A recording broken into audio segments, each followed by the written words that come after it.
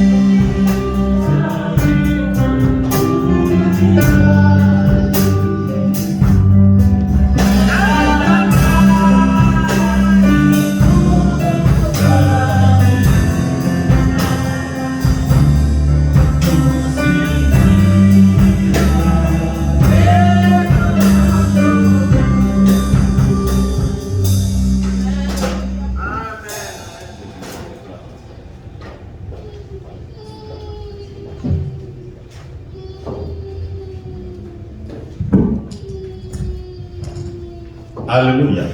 Amen. Je vous salue dans le précieux nom de notre Seigneur Jésus-Christ. Bon, il y a quelques semaines, nous étions en train d'étudier Romains 13, versets 11 à 14.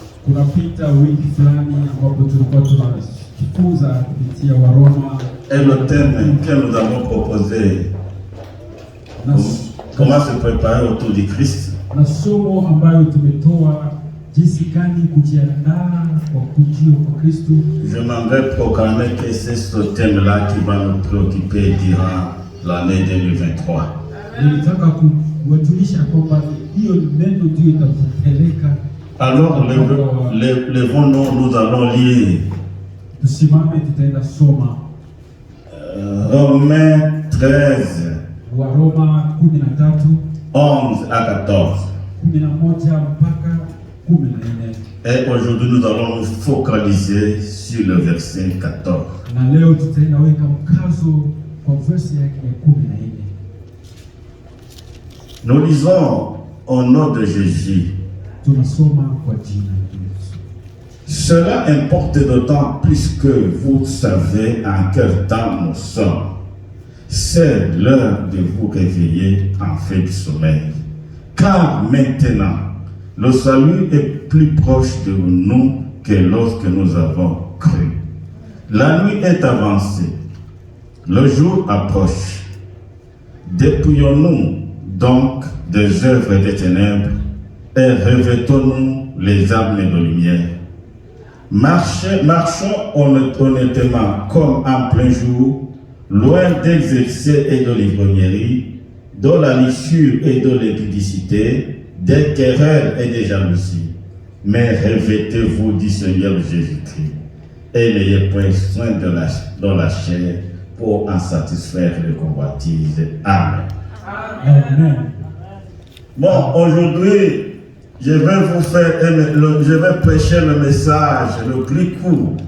Leo ataenda kutupatia ujumbe mfupi kabisa. Et comme je viens de le dire, Na kama vile anavyosema, nous allons nous focaliser sur le verset 14. tutaenda kuweka mkazo wa verse yake ya 14. Où nous allons essayer d'exploiter deux expressions que nous trouvons là-bas. Na hapo tutaenda angalia tendo mbili ambayo tunakuta mahali hapo.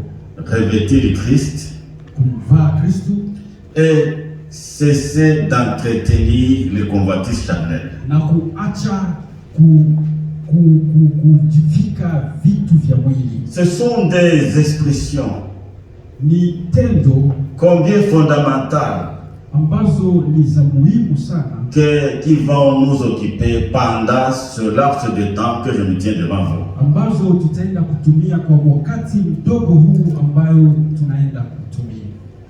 Premièrement, nous avons l'expression revêtez-vous du Seigneur Jésus-Christ. Ya kwanza tuna neno tumvae Yesu Kristo. Ça, c'est le premier point du message. Hiyo ni pointi ya kwanza ya ujumbe. Et l'apôtre Paul utilise ici l'image de celui qui se couvre d'un vêtement. Na hapa mtume Paulo anatumia sura ya mtu ambaye amejivika uvazi. Et je m'en vais vous dire tout de suite Na naenda kuambia sahihi que cette parole n'est pas facile à comprendre. kwamba neno hili sio nyepesi. Comment se vêtir du Seigneur Jésus-Christ? Est-ce que Jésus-Christ devient un habit? Namna gani tutamvaa Yesu Kristo? Ni kwamba Yesu Kristo anageuka nguo? Non, Jésus-Christ n'est pas un habit. Hapana, Yesu Kristo sio nguo. Nous y allons progressivement. Tutaenda polepole. Mais au départ, nous voyons un verbe très important. Na hapo mbele tunaona neno ambalo ni ya muhimu sana. Il y a le verbe vêtir Kuna hiyo tendo kuvaa qui est conjugué au sens réfléchi. ambayo imesemwa kwa hali ya Bon, sens réfléchi, donc, bon, tel comme tu entends. yani ni tendo ambayo Inakurudilia. inatujia kwa hali ya kurudilia. Il y a se vêtir. Kuna hiyo ya kujivaa, Et c'est très important. Mais ce qui m'a intrigué ici, lakini ambayo imemshika wakati c'est que hapa ce n'est pas seulement se vêtir, sio tu kuvaa, mais se revêtir. lakini pia ni kuvaa upya. Cela veut dire que tu t'es déjà revêtu Ni kusema kwamba umeishavaa plus d'une fois. sio mara moja. Peut-être tu t'es revêtu d'autres, tu t'avais revêtu d'autres choses. Ni kusema kwamba umeshavaa mambo mengine. Mais ici l'apôtre dit, revêtez-vous. Lakini hapa mtume Paulo anasema c'est un commandement. Na hiyo ni amri. C'est un verbe qui est conjugué à l'impératif. Ni tendo ambayo imesemwa kwa kuasimisha. Un verbe qui implique une action continue. Ni tendo ambayo inaomba iwe ya kuendelea. En train toujours être revêtu du Seigneur Jésus-Christ. Yani ni kukua unamvaa Yesu Kristo kila wakati. Soyez toujours revêtus du Seigneur Jésus-Christ tout le temps, sans cesse. Ni kuwa tu umemvaa Yesu Kristo kila wakati. C'est une action continue. Ni tendo ambayo inaendelea. Donc chaque jour. Yani kila siku. Et c'est très important. Na ni maana sana. Il y avait un pasteur kulikuwa mtumishi fulani qui avait été provoqué par quelqu'un ambaye ametiwa changamoto na mtu fulani. Et cet homme avait dit, na huyo mtu alisema, si tu répètes encore, ukijaribu tena, je vais déposer Jésus et on va et puis on va voir qui est l'homme et qui ne l'est pas. Nitaenda kumfua Yesu Kristo na tutaenda déposer Jésus. Alléluia. Amen. Alors ici il y a un grand secret. Na hapa kuna hiyo siri kubwa. Un secret spirituel. Na ni siri ya kiroho. Et il y a des gens qui déposent Jésus. Kuna watu ambao wanafua Yesu Kristo. Mais je me demande si vraiment ils avaient Jésus. Na hapo mchungaji anajiuliza kwamba kwa kweli walikuwa na Yesu Kristo. Mais premièrement je m'en vais vous dire que Jésus c'est quelque chose d'autre. Lakini hapo ndio tukuambia kwamba Yesu Kristo kitu fulani ingine. Et Jésus n'est pas un vêtement. Yesu Kristo sio vazi. Jésus n'est pas quelque chose que nous pouvons prendre et déplacer ou bien et faire de lui ce que nous voulons. Yesu Kristo sio kitu ambacho tunaweza kuchukua hapa tunapeleka. Mais Jésus-Christ c'est Dieu. Lakini Yesu Kristo ni Mungu. C'est le Dieu qui s'est incarné.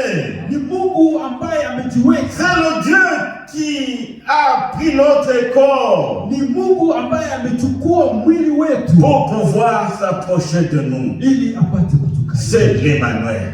Ni Emmanuel avec vous. Mungu pamoja nasi. Alors, se revêtir. Kwa hiyo kuvaa. Je vous dis que c'était très compliqué. Alisema kwamba ni inakuwa ngumu kidogo pour comprendre. Ili kuielewa. Mais l'apôtre Paul ne nous a pas laissé au dépourvu. Lakini mtume Paulo hakutuacha tu hivyo hivyo. Galates 3:27. Wagalatia 3. Il nous donne l'explication. Inatupatia mafasirio. Et je vous lis ce verset. Na atenda kutusomea verse hiyo. Vous tous qui avez été baptisés en Jésus-Christ, vous avez revêtu Christ. Nyote ambao mlibatizwa katika Yesu Kristo, mlimuvaa Kristo. Être baptisé en Jésus-Christ. Kwa kubatizwa katika Yesu Kristo. Et ici nous avons un mot nouveau. Na hapo tuko pia na neno lingine mpya. Baptisé. Kubatizwa. Baptisé. Kubatizwa c'est plonger dans quelque chose. Ni kuzama ndani ya kitu. Baptisé. Kubatizwa c'est immerger. Ni kuzama. Alors l'apôtre dit. Na hapo mtume l'apôtre nous rappelle mtume anatukumbusha un événement qui a eu lieu au début de notre vie chrétienne. Anatukumbusha matendo ambayo imefanyika mwanzo wa maisha yetu ya Kikristo. Il dit vous avez été baptisés en Christ. Anasema tulibatizwa katika Kristo. Alléluia. Amen. Et ce qui m'intéresse ici c'est le petit mot en. Na yale ambayo shika kabisa ni hiyo neno ndogo. Nous avons été baptisés en Christ. Tuliwezwa kubatizwa katika Kristo. En d'autres termes, kwa maneno mengine, nous avons été immergés en Christ. Tulipata kuzama ndani ya Kristo. Nous nous sommes plongés en Christ. Tulizamishwa ndani ya Kristo. Nous nous sommes introduits en Christ. Tulipatwa kuwekwa ndani ya Kristo. Ici baptisé peut prendre aussi le sens d'introduire. Hapa ubatizo inaweza tena kamata hali ya kuwekwa, Le sens c'est d'intégrer. hali ya kutiliwa. Alléluia. Amen. Il s'agit d'une introduction, Yale ni kitu ambayo imewekwa, d'une intégration, kitu ambayo imechukuliwa, d'une immersion en Christ. yani kuzamishwa ndani ya Kristo. Alléluia. Amen. Nous devons en arriver là. Tunahitajika kufikia hapo, Nous immerger en Christ. tujizamishe ndani ya Kristo, Nous confondre avec Christ. tuwe tujifananishe na Kristo, Nous fondre en Christ. tujiweke, tujiingize ndani ya Et Kristo. ça c'est très important. Na hiyo yanaleta kabisa La faiblesse de la chrétienté est laquelle na udhaifu wa Ukristo ni upi? très peu de gens Watu wachache sana ont fait cette expérience. waliweza kufanya Et ça, cette expérience, na hiyo tendo. on ne peut jamais se targuer d'être un vrai chrétien. Na bila kufanya hiyo tendo hauwezi kujisema kwamba uko Mkristo. Un vrai chrétien, c'est celui-là qui a vécu l'expérience d'une immersion en Christ. Huyo Mkristo mkamilifu ni yule ambaye amepitia hiyo tendo ya kuzamishwa ndani ya Kristo. Et cette immersion en Christ est un miracle spirituel. Na hiyo kuzamishwa ndani ya Kristo ni alama, yani ni miujiza ya Kristo. Dont un miracle spirituel, dont l'identification du croyant avec Christ. Ni miujiza ya kiroho ambayo inaonyesha umoja wa Wakristo pamoja na Kristo. Il s'agit d'un engagement. Na hiyo pia ni kujitoa, à vivre en communion avec Christ. kuishi katika uhusiano pamoja na Kristo. Selon que nous avons été baptisés avec. Kwa hiyo jinsi tuliweza kubatizwa ndani yake. Être baptisé en Christ, Kukuwa umebatizwa ndani ya Kristo c'est s'engager pour Christ. ni kujitoa kwa ajili ya Kristo. Et cela nous manque souvent. Na hiyo tunaikosa wakati Nous mwingine. nous engageons pour d'autres choses. Tunajitoa kwa mambo mengine. Nous nous engageons pour d'autres affaires. Tunajitoa kwa mambo mengine. Mais nous sommes appelés à nous engager complètement pour Christ. Lakini tumeitwa ili tupate kujitoa wote kabisa. Et cet engagement pour Christ s'appelle aussi la consécration. Na hiyo kujitoa kwa Kristo inaitwa pia Alors, kuwekwa. être baptisé en Christ, Kwa hiyo kubatizwa ndani ya Kristo se réfère aussi à quelque chose d'extraordinaire. inafananishwa pia na kitu ambayo siyo ya kawaida. Être baptisé en Christ Kubatizwa ndani ya Kristo veut dire aussi inamaanisha pia être baptisé dans le Saint-Esprit. kubatizwa katika Roho Et ça Mtakatifu. c'est très important. Hiyo ni ya muhimu zaidi. Être baptisé dans le Saint-Esprit. Kubatizwa ndani ya Roho Mtakatifu Pour quand Jésus-Christ reviendra, ili wakati Yesu Kristo atakuja, ceux qui vont le rencontrer dans les airs, wale ambao watakutanana nao hewani ce sont ceux qui ont été baptisés en lui, ni wale ambao walibatizwa ndani qui yake, portent, qui ont cet esprit-là de Christ en wale eux. ambao wana hiyo roho ya Kristo ndani mwao. Et ça c'est très important. Hiyo ni ya muhimu zaidi. Être baptisé dans le Saint-Esprit ou dans l'Esprit du Christ. Kubatizwa ndani ya Roho Mtakatifu ama ndani ya roho ya Kristo. En d'autres termes, Kwa maneno mengine, l'expression être baptisé en Jésus hiyo neno kubatizwa ndani ya Kristo fait allusion inafananishwa à tous ceux qui ont placé leur foi en Christ na wale wote ambao waliweka imani yake ndani ya et qui Kristo, par conséquent ont été baptisés par immersion en sa personne. na wale ambao walipata kubatizwa wakizamishwa kwa utu wao, C'est-à-dire de ceux qui ont été unis et identifiés en lui, ni kusema yale ambayo iliungana na kuitwa ndani mwake, et qui ont formé une même plante avec Christ. na wale ambao walijenga mti mmoja pamoja na Kristo. En peu de mots, Kwa maneno machache, se revêtir de Christ, kuvaa Kristo c'est assumer ses intérêts à tout point de vue. ni kukubali vitu vyake vyote kwa hali yote. Je dis quoi? Assumer les intérêts du Christ à tout point de vue. Ni kukubali yale mambo yote ya Kristo kwa hali yote. Pas seulement nos propres intérêts. Sio tu mambo yetu sisi hapa. Souvent nous luttons pour nos propres intérêts. Wakati mwingine tunapigana kwa ajili ya mambo Mais si yetu. nous avons été baptisés en Christ, Lakini kama tulibatizwa ndani ya Kristo, nous nous sommes engagés pour lui. tuliweza kujitoa kwake. Nous sommes engagés pour lui Tulijitoa kwa Kristo. et nous nous sommes engagés à vivre sa communion.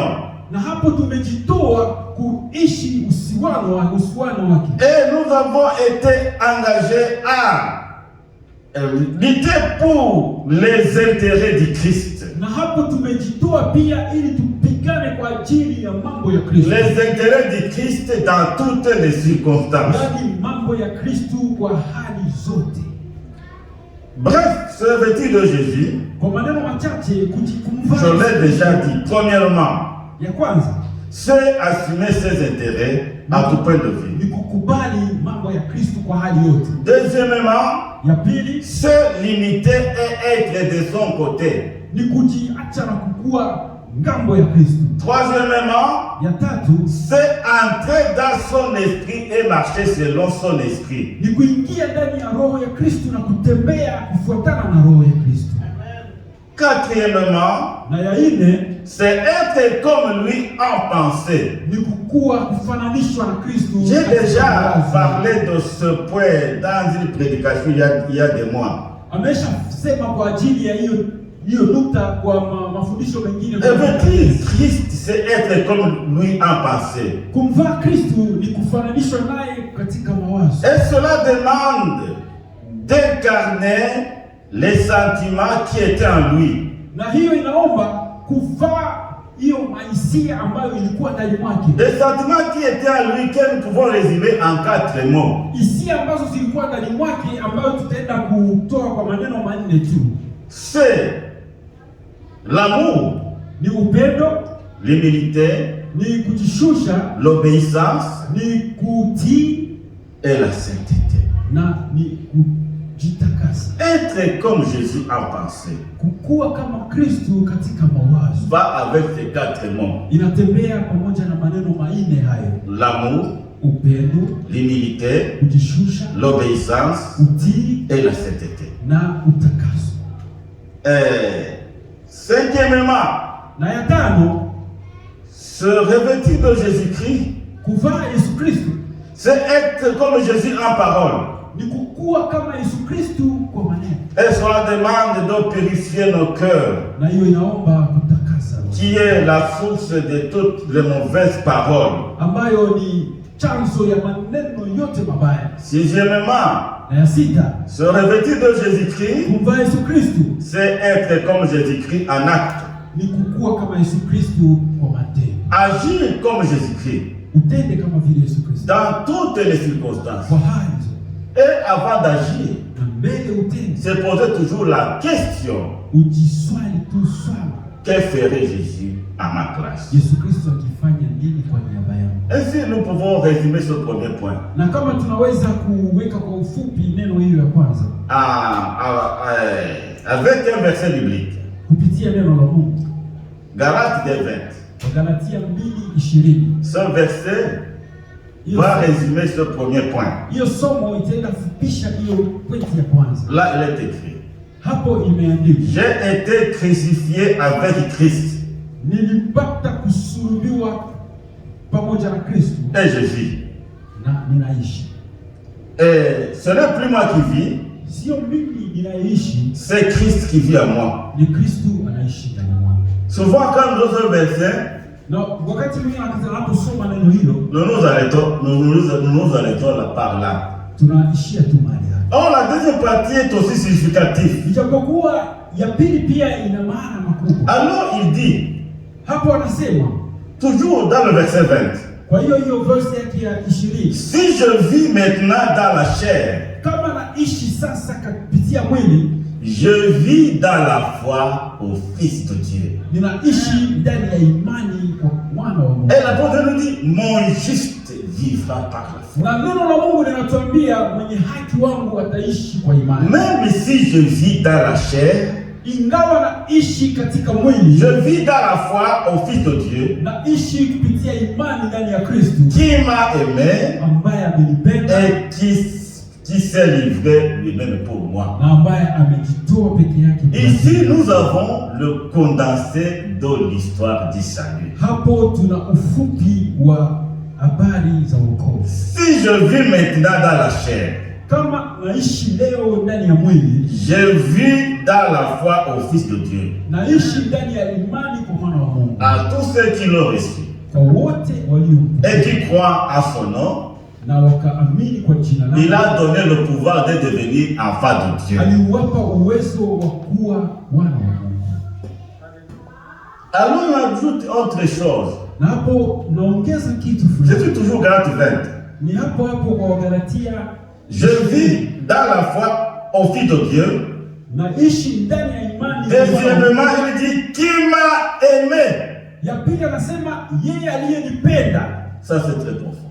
Hiyo ni ya Qui m'a aimé. nzuri zaidi. Je ne sais pas si nous avons souvent l'occasion de penser à l'amour du Christ. Sijui ya kwamba wakati mwingine tunafikiria. Lui, il dit même si je vis dans la chair, Yeye akasema kama naishi ndani ya mwili, je vis dans la foi au Fils de Dieu qui m'a aimé. anaishi ndani ya imani kwa mwana wa Mungu Que aliyempenda. son nom soit béni. Jina lake Il libarikiwe. m'a aimé, il nous a aimés. Alinipenda Et il akatupenda. a accepté de porter tous nos péchés sur la croix du calvaire. Akakubali kuchukua dhambi zetu zote Au msalabani. moment où nous étions des méchants perdus, Ijapokuwa sisi tulikuwa zamani tumepotea, mais il nous a aimés. lakini Dis-là à toi-même, il m'a aimé. ujiambie mwenyewe kwamba Yesu Il amekupenda, m'a aimé. Ça, amenipenda. c'est très important. Hiyo ni Il amani. m'a aimé. Dieu Amenipenda. a tant aimé le monde. Yesu alipenda. Il a donné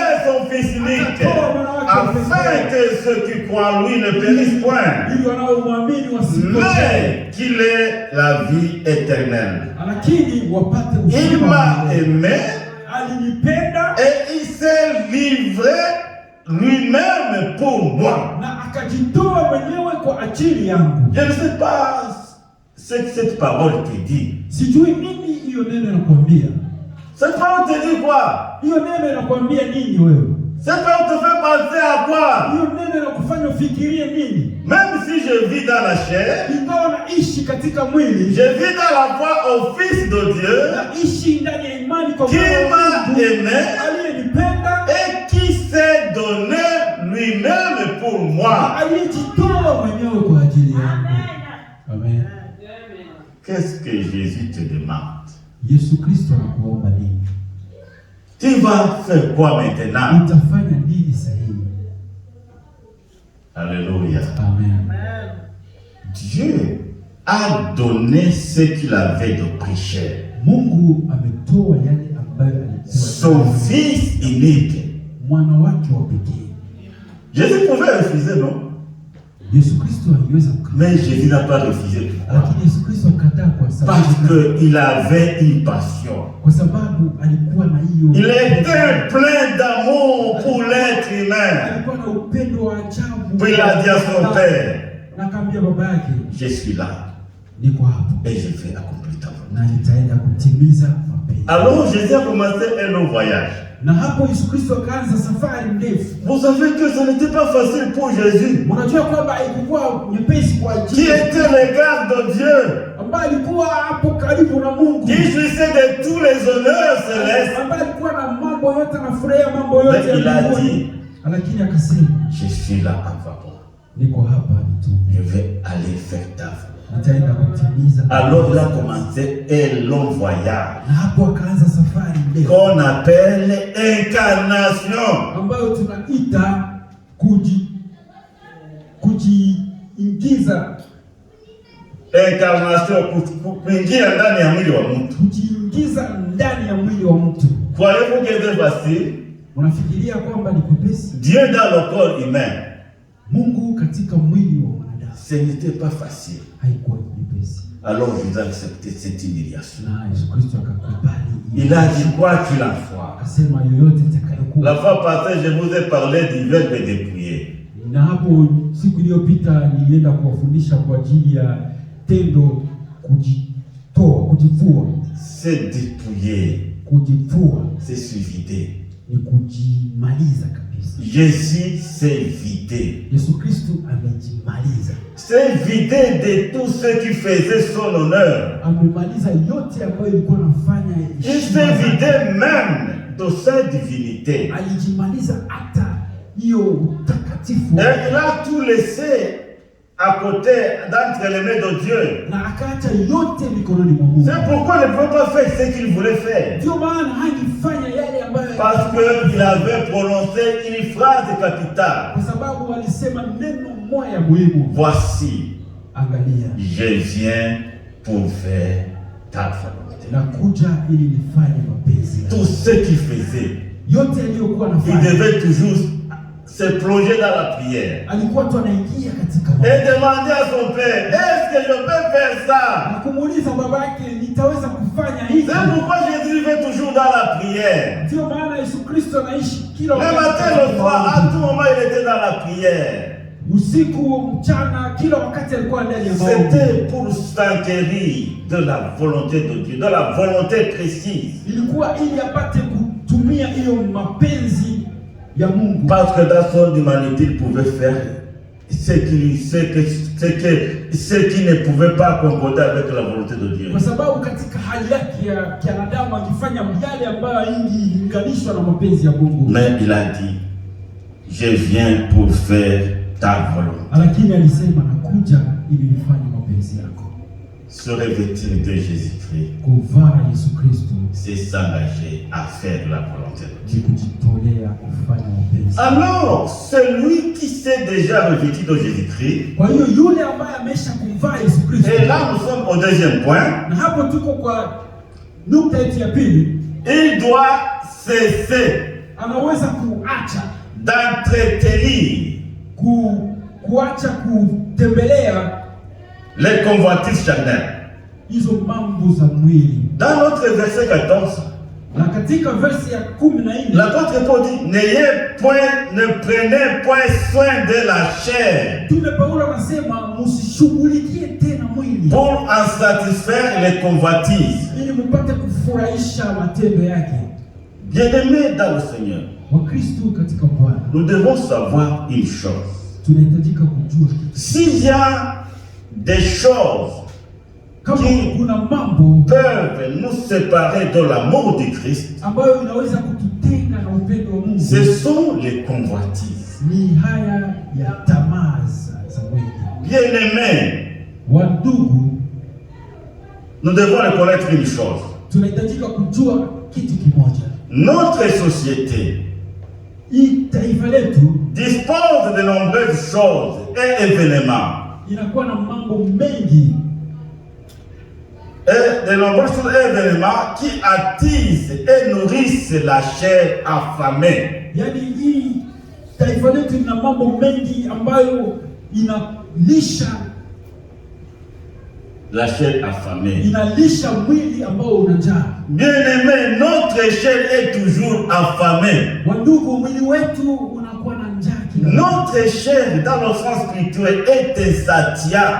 Yaani mwili wetu kwa hali ya Kikristo hautosheki. Il sollicite toujours. Inaomba kila wakati. Mais sachons une chose. Lakini tujue kitu kimoja. Nous ne devons rien à la chair. Ombi kitu kwa mwili. Mais nous sommes appelés à la combattre. Lakini tumeitwa kupigana naye. À combattre tous ces convoitises. Kupigana na hizo tamaa zote. mazuri, afin qu'il ne puisse pas avoir le dessus en nous et sur nous. ili isipate kushimama juu yetu. C'est ce que l'apôtre Pierre dit dans 1 Pierre 2, verset 11. Ndio hapo Paulo anasema katika Petro 2:11. Il dit, Anasema, abstenez-vous des convoitises charnelles qui font la guerre à l'âme. jitengeni na tamaa za mwili ambazo zinafanya vita na moyo. Et ça, c'est très important. Na hiyo ni ya maana sana. Bien-aimés, Wadugu, nous devons savoir tunahitajika kujua que notre combat kwamba vita yetu en tant que chrétien kama vile wa Kristo se passe sur plusieurs fronts.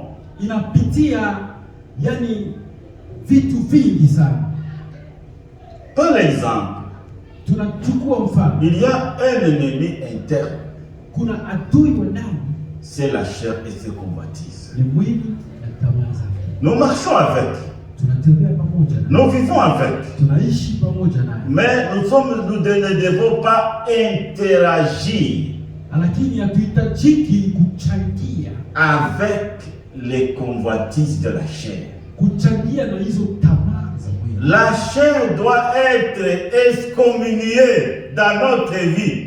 Hiyo mwili inapaswa kutengwa katika maisha yetu, Et ne pas tenir compte de tout ce qu'il demande. na usitilie mkazo yote ambayo mwili inaomba. C'est l'ennemi à abattre. Ni adui wa kupigwa, Et c'est l'ennemi interne. na ni adui wa ndani, Elle est en nous. iko ndani mwetu, Et par les convoitises, na kupitia hizo tamaa elle nous induit à la tentation. anatupeleka kupitia majaribu, Lesquelles tentations nous séparent de l'amour du Christ. na hizo majaribu zinatutenga na mapenzi ya Mungu. Nous avons aussi les ennemis externes. Tuna pia adui wa nje Externes à nous. ambao wako nje na nje yetu, Des ennemis extérieurs à nous. wale ambao wako nje yetu. Nous avons le monde. Tuna dunia hii. Et 2 Jean 3, 1 Jean 2, 15 nous dit n'aimez pas le monde. Yohana wa kwanza 15 na 16 natuambia tusipende dunia. N'aimez pas le monde ni de tout ce qui est dans le monde. Tusipende dunia na yote ambayo iliyo humu. Car celui qui aime le monde, l'amour de Dieu n'est pas en lui. Kwa sababu yule anayependa dunia, upendo wa Mungu hauko ndani. Parce que dans le monde, il n'y a que convoitise. Kwa sababu katika dunia kuna tamaa tu. Les convoitises de la chair, Tamaa za mwili, les convoitises des yeux tamaa za macho et l'orgueil de la vie. na kiburi ya maisha. Et notre ennemi externe, Mwingine adui wa nje c'est le diable. ni shetani. Le diable n'est pas quelque chose de matériel mais de visible. Shetani sio kitu ambayo unaweza kugusa ama kuona. C'est un esprit séducteur Ni roho ambayo inakubulula, qui agit de deux façons. ambayo anatumiwa kwa njia mbili. D'abord, il agit par séduction. Anatumika kupitia kuvutia kwa. Il pénètre notre intelligence Anaingia ndani ya akili zetu pour nous faire douter de la vérité de la parole de Dieu. ili kutufanya kushakia ukweli wa neno la Mungu. C'est de cette façon-là qu'il avait détourné Ève de la volonté de Dieu. Ni ndio hiyo hali ambayo ameenda kumtenga Eva. C'est un esprit séducteur. Ni roho ya kutuvutia. Et l'apôtre nous dit que le diable est comme un lion rugissant qui rôde pour chercher qui il va dévorer. Na neno la Mungu linatuambia kama huyo shetani ni kama vile simba ambayo ina njaa, yule anazunguka kutafuta yule ambaye atamkula. Vous savez dévorer c'est quoi? Unajua kutafuna ni nini? C'est manger méchamment. Ni kukula kwa hasira kabisa. Souvent nous autres chrétiens, nous les sens que les mains du diable, nous devenons la nourriture du diable. Wakati mwingine sisi wa Kristo tunajiacha mikononi mwa shetani na hapo tunageuka chakula chake. Vous allez demander, pasteur, Comment est-ce qu'il faut donner la nourriture du diable? Tunajiuliza namna gani tunajitoa kwa chakula cha Quand le diable nous détourne wakati shetani ametutoa katika et nous amène dans son camp, na kutupeleka katika njia zake, quand il nous sépare de l'amour de Christ, wakati anatutenga na upendo wa Mungu, nous devenons sa proie. tunageuka chakula chake. Voilà, il agit de deux façons. Premièrement, par la séduction. Ndio hapo natumia njia mbili. Ya kwanza ni kwa kuvutia, et la deuxième façon que le diable utilise, na ya pili ambayo huyo shetani anatumia, c'est l'épreuve. ni majaribu. Il peut nous apporter des épreuves. Anaweza kutuletea majaribu, Des épreuves qui vont nous décourager à suivre, à faire la volonté de Dieu. majaribu ambayo itatufunja moyo kufuata mapenzi ya Mungu. C'est ce qu'il avait fait à Job. Ndio yale ambayo alifanya kwa L'homme juste, Ayubu, ambaye alikuwa intègre, alikuwa mwaminifu. il l'a touché. Il l'a touché Alimgusa en lui causant des épreuves et des peines insurmontables. akamwekea majaribu na mateso ambayo hatuwezi kuweza, Mais en Christ, lakini ndani ya Kristo, quand nous sommes en Christ, wakati tuko ndani ya quand Kristo, nous sommes revêtus du Christ, wakati tumevaa Yesu, malgré tout cela, ingawa yale yote, nous serons plus que vainqueurs. tutakuwa Le diable ne va pas nous terrasser. Shetani hawezi kutukanyaga. Bien-aimé, la vie chrétienne, Wapendwa, maisha ya Ukristo c'est une vie exigeante. ni maisha ambayo ina mahitaji mengi. Nous devons le savoir. Tunahitajika Une kutii vie exigeante. maisha ambayo Ça nous demande beaucoup de choses. inaomba mambo mengi. La vie chrétienne victorieuse Maisha ya Ukristo nous demande d'être en possession des ressources terrestres, inatuomba donc des ressources célestes. tujichukulie vitu vya juu, Et la première céleste, na pour vivre une vie chrétienne harmonieuse, ili tupashe kuishi maisha ya Ukristo mazuri, c'est la parole de Dieu. ni neno la Mungu, Une arme à double tranchant. ambayo ni mpanga ambayo inakata mahali mbili, Et ça, c'est très important. na hiyo ni ya muhimu zaidi. Et une autre ressource Na ya pili nyingine que nous avons ambayo tunayo pour mener une vie chrétienne harmonieuse ili tupate kuishi maisha ya Ukristo dans ce monde que le diable s'est emparé illégalement. katika dunia hii ambayo mwovu amejichukulia bila sababu, bila ruhusa, C'est la prière. ni maombi. Et la prière nous invite Na hapo neno la Mungu inatuomba à prier sans cesse kuomba bila kuchoka, pour venir à bout de nos ennemis, afin de nous préparer autour de Christ. ili tupate kujiandaa kwa kurudia kwa Kristo. Nous sommes appelés, ici nous sommes en train de finir, de nous revêtir de notre Seigneur Jésus-Christ. Tunaitwa kumvaa Yesu Kristo, Vivre comme lui. tuishi kama Yesu Kristo. Et ce qui est très important et capital, Haya maana zaidi, marcher selon l'esprit. tutembee kadiri ya Roho Mtakatifu, Comme nous lisons dans Galates 5, verset 16. kama vile tunavyosoma kwa Galatia 5:16. Marchez selon l'esprit Tembee kama vile Roho Mtakatifu, et vous n'accomplirez pas les œuvres de la chair. na hatutatimiza matendo ya mwili. Que Dieu nous bénisse. Bwana atubariki. Je voudrais donner 2 minutes Nilitaka kuwapea dakika mbili pour quelqu'un qui a bien compris kwa yule ambaye ameelewa ce que je viens de dire. yale ambayo nilitoka kufundisha. Je vous ai dit que c'est le message le plus court que je vais faire ce soir. Alituambia kwamba ni ujumbe mfupi ambao atafanya chini. Alors je voudrais que quelqu'un puisse nous expliquer Angeomba mtu mmoja ce atufasirie que c'est kidogo revêtir Jésus-Christ. inayomaanisha kuvaa Yesu Kristo.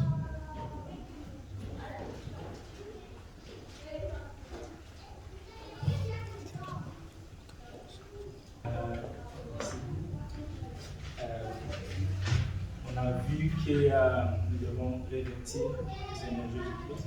Nasema tumefundishwa kwamba tunapaswa kuvaa Yesu Kristo. Et nous avons vu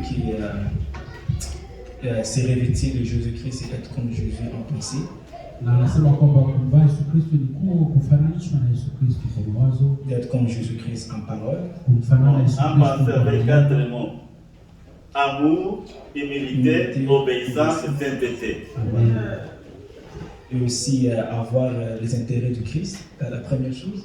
C'est ça? Na kuwa na mambo ya Kristo. Et il y avait 6 choses, mais ça, c'est les 3 que j'avais captées. Yale tatu ndio yameweka. Deuxièmement, nous avons vu comment, pour mieux se révertir du Christ, nous devons faire le combat contre 2 ennemis. Na akasema ingine, ili tuvae Yesu Kristo vizuri, tunapaswa kufanya vita na adui mbili, L'ennemi interne adui wa ndani et l'ennemi externe. na adui wa nje. Alors, l'ennemi interne, ce sont nos désirs. Na huyo adui wa ndani ni hiyo mapashwa yetu ya mwili, Les tentations qui ont lieu dans notre cœur. majaribu ambayo yanatoka katika roho yetu. Alors, j'ai pu comprendre que dans notre cœur, il y a toujours une guerre constante entre faire les désirs, entre accomplir les désirs de la chair ou bien accomplir les volontés de Dieu. Na Alléluia. hapo alielewa kwamba katika roho yetu Être baptisé en Christ, kubatizwa katika Kristo c'est la deuxième notion. ni Être baptisé en Christ. kubatizwa ndani ya Kristo ni la pili. En vous servant dans l'explication du mot baptisé, être immergé, plongé, immersion, introduction, intégration et consort. Tukitumia hiyo maana ya neno ubatizo ambayo inamaanisha kuzamishwa, kulazwa, kuzamishwa humo ndani. Amen. Amen. Karibu sasa. Il y a quelqu'un qui peut encore raviver nos mémoires. Être baptisé en Christ. Kuna mwingine ambaye anaweza kutukumbusha kubatizwa ndani ya Kristo.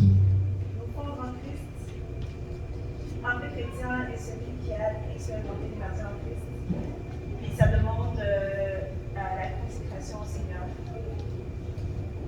Être baptisé en Christ, assumer les intérêts du Christ.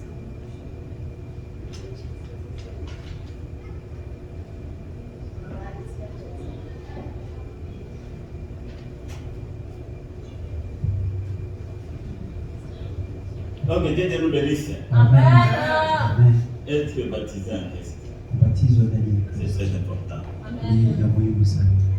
Ce n'est pas se confondre avec Christ, Sio kujifananisha na Kristo, mais c'est se fondre en Christ. lakini ni kujiweka ndani ya Kristo. Et ça, c'est très important. Amen. S'engager pour le Christ Kujitolea kwa ajili ya Kristo à tout point de vue. kwa hali yote, C'est ça qu'on appelle aussi consécration. na hiyo pia ndio inaitwa kujitolea.